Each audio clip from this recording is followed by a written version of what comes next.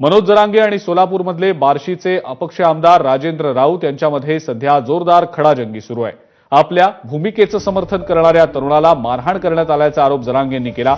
जरांगेंच्या आरोपांचं राजेंद्र राऊत यांनी खंडन केलं, तर मनोज जरांगेंनी माझ्या मर्डरचा प्लॅन केलाय का असा थेट सवाल राजेंद्र राऊतांनी केलाय।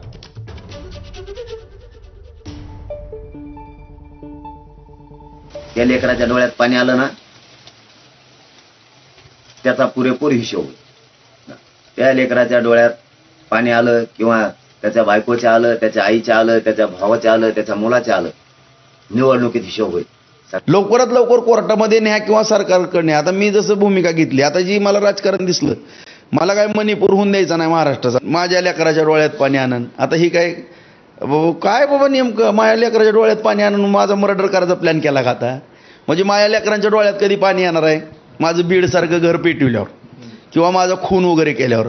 तसं जर काय ठरवलं असलं तर काय आता सांगावं, मला तर आश्चर्यच वाटायला लागलं। एवढी दहशत